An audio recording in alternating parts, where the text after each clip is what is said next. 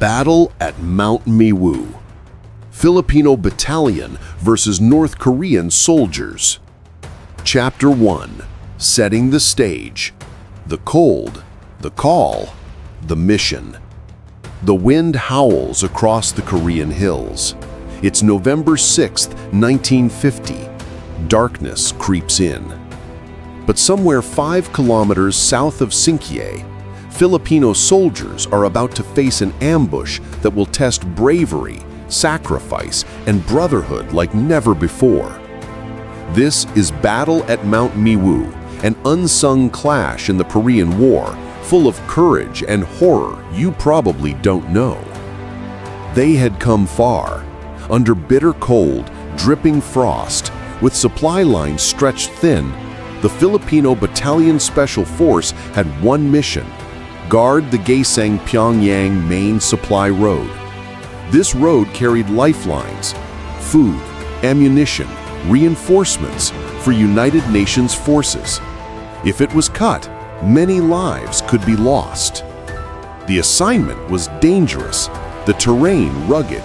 Mount Miwu loomed like a silent watchman in the cold mist. Trees stripped bare, soft crunch under each boot step. The men felt eyes in the woods. North Korean People's Army, NKPA, guerrillas and regulars lurked in the shadows, in caves, behind rock outcrops.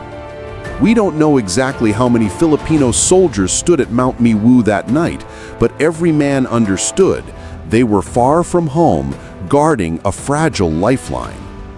They had trained for war, braced for cold, but nothing can fully prepare you for surprise. Their hearts hammered. They tightened straps on rifles. They checked the ammo. Some thought of home, a rice field, a mother's face, a letter. The moonlight offered little comfort. Wind sliced through layers of clothes. Then came word NKPA troops spotted moving in the trees. Too close, too quiet. The ambush was about to happen. Chapter 2. Journey to Mount Miwu. The Filipinos on the move. After months of training, after the salty sea of Busan, the Filipino Battalion Special Force moved north. It was September 1950. They stepped onto foreign shores, cold, uncertain, determined. Their orders: guard the UN forces' supply route from Gaesung to Pyongyang. This was no safe zone, literally the line between survival and catastrophe for many troops. They marched past frozen fields, over muddy roads, through forests where every rustle felt like an enemy. The supply road was lifeblood: ammunition, medical supplies, reinforcements. If it was cut, the entire front would starve or collapse. So the Filipino battalion wasn't just traveling, they were holding hope in their hands. On November 1st, they reached the region near Pyongyang. Their mission intensified. They swept through towns near Sinkye, setting up outposts, watching the hills. 5 kilometers south of Sinkye, Mount Miwu rose. Steep slopes, thin air, trees that looked like shadows. The enemy could be anywhere among those trees. The Filipinos were alert. Patrols during the day, listening posts at night. Rumors reached them. NKPA, North Korean People's Army, troops were gathering. Maybe scouts were probing. Maybe they planned to cut the roads. The Filipinos knew guerrillas had been active, cutting supply lines between Sinmac and Sinkye. On November 12th, they would confront them at Unjumri. But first, the danger at Mount Miwu. Some men checked and rechecked their weapons. Others wrote letters home in their minds. If this is my last night, know I fought bravely. The wind tore at faces, froze breathing. But they moved forward, together. Then, on November 6th, as dusk settled, the Filipinos were closing in on Mount Miwu's foothills. The chill air, the crunch of leaves, the dim sky, everything felt like a warning. No one knew exactly when the ambush would hit, But every soldier sensed this night could change everything. Chapter 3. The ambush at 5 kilometers south of Sinkye. Surprise and tension. Darkness had settled. The moon was sharp, the air thicker than day. The Filipino Battalion set up watchposts among the trees on the foothills of Mount Miwu, 5 kilometers south of Sinkye. Footsteps on dead leaves whispered. A snap of twig. Somewhere ahead, movement. Suddenly, without warning, gunfire. Crack of rifles in the gloom. Light flashes among the trees. Bullets zipped. NKPA soldiers had sprung the ambush. Chaos. Filipino soldiers shouted orders, ducked behind rocks, returned fire. Some were illuminated by muzzle flare. Others slipped and fell in mud. The cold air bit lungs. The forest echoed with explosions, grenades lobbed, machine gun bursts rattling. In the swirl, small groups formed. A squad on the left flank pinned down. Another unit scrambled to help. They crawled, dashed, shouted. Every second meant life or death. Supplies and ammunition were precious. No chance to fall back quickly in that terrain. A young private, let's call him Manuel, felt fear in his chest, but he steadied his rifle, fired back. A comrade next to him took a grazing wound, stumbled. Another soldier dragged him behind a fallen log. The action was brutal, ugly, yet upright courage flickered in that darkness. Officers moved among their men, shouting, inspiring. Someone lit a flare or a signal, and the battalion special force closed ranks. They flanked the ambushers. Intense firefights broke out, volley after volley, grenade after grenade. The NKPA expected surprise. The Filipinos, though shocked, responded with fierce discipline. Time felt stretched, minutes like hours. Manuel's squad was running low on ammo. Rain of bullets, shadows danced. But somewhere in the woods, the NKPA line began to waver. The Filipinos pushed, inch by inch, they reclaimed ground. Then, dawn's gray light crept through. The firing slowed. The ambush zone grew quiet. Filipino soldiers, exhausted, wounded, muddy, but still holding the line. They checked on the fallen, on comrades. They counted breaths. They counted losses. The records do not clearly show how many were killed or wounded in this Miwu mountain skirmish. The MPVA credits the Filipino Battalion with many achievements in guarding operations of the supply road at that time. This fight at Miwu is one of them. Chapter 4. Courage Under Fire. Filipino Heroes Emerge. In the darkest hours of the night at Mount Miwu, courage was not a luxury. It was the only shield the Filipino Battalion had. Under bursting gunfire, when hope seemed thin and shadows enveloped them, ordinary men became heroes. One of those men could be Manuel, the young private we met earlier. But there were others, real heroes from PEFTOK, whose names are etched into history. Take Maximo P. Young. He was not at Mount Miwu in all sources, but he distinguished himself in bitter battles like Miudong and Yultong. Young commanded the recon company of the 10th Battalion Combat Team and was decorated with the Philippine Medal of Valor, the U.S. Silver Star, and high honors from Korea. Then there is Captain Conrado Yap, leader of the Heavy Weapons Company. He gave the ultimate sacrifice at Yultong, counterattacking overrun Chinese lines to save fallen comrades, including Lieutenant Jose Arteaga Jr.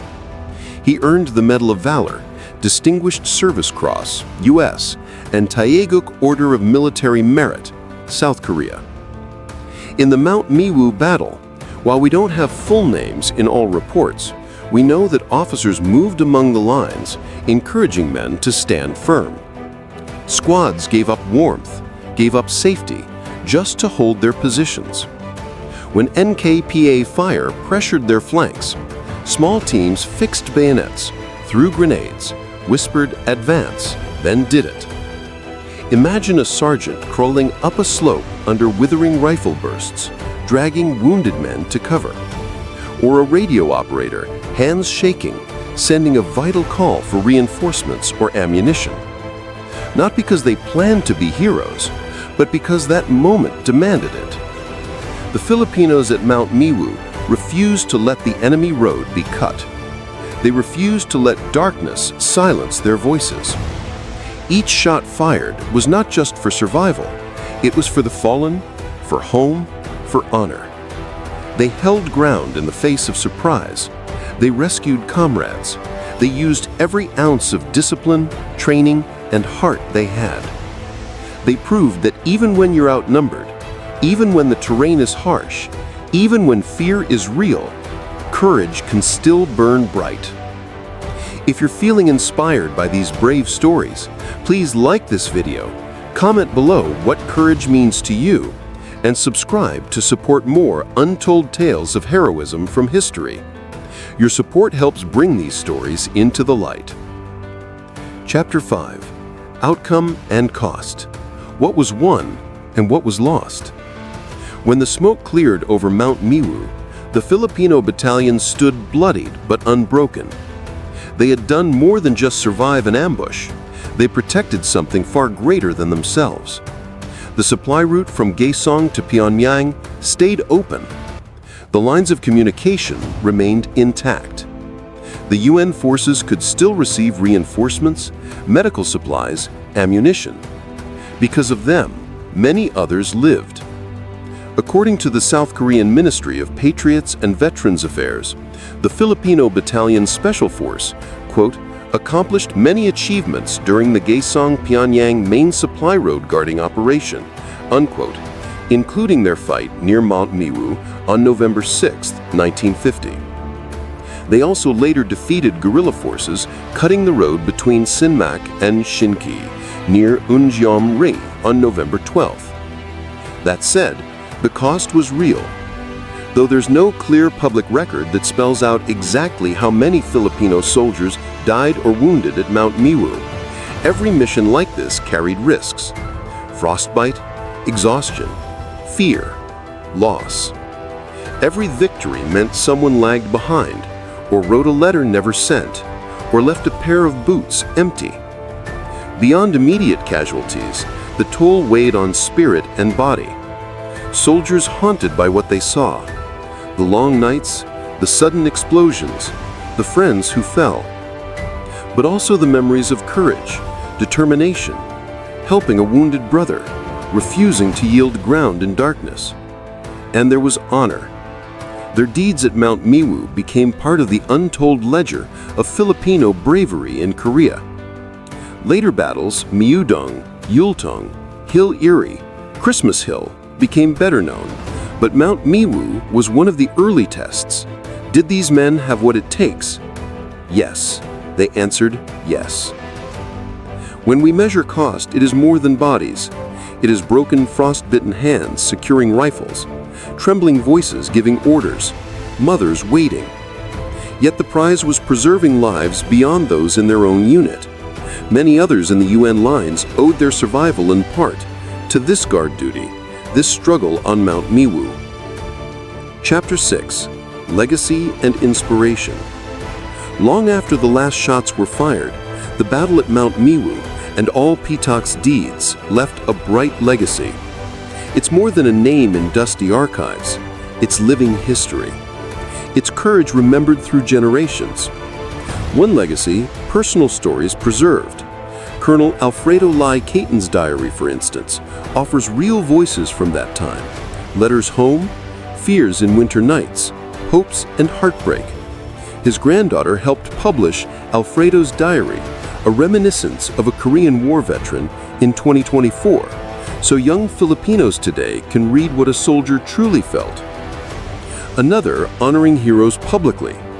Maximo P. Young, Conrado Yap, Bunny, Venancio Serrano, names that inspire.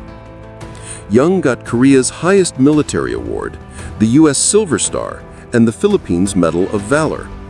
Conrado Yap, who died in the Battle of Yultung, is perhaps the most decorated of all PEFTOK. Another is institutions and memorials. The PEFTOK Korean War Memorial Hall in Taguig displays the names of all who served from 1950 to 1955. These aren't just plaques, they are places where history, sacrifice, identity are anchored. And for today's world, these stories teach. They teach us about solidarity, Filipino soldiers far from home fighting for justice, about sacrifice, leaving loved ones, facing fear, and about duty and honor, values still needed everywhere. So yes, Mount Miwu, though obscure, matters. Because in that skirmish, Filipino soldiers showed what the word heroism means. Because each bolt, each trigger, each fallen comrade matters. Because young people today, in schools, in cities, can draw from that courage when life's battles come. If this story moved you, like this video, so more people can learn these unsung chapters of history. Comment below, who inspires you most, Manuel, Young, Yap, or someone else? And please subscribe so we can bring you more forgotten battles, heroic lives, and history that changes the way you see the world. Thank you for honoring the brave at Mount Miwu and across Korea. Their legacy lives through you. Thank you so much also for subscribing, liking, and commenting to our video. God bless us all.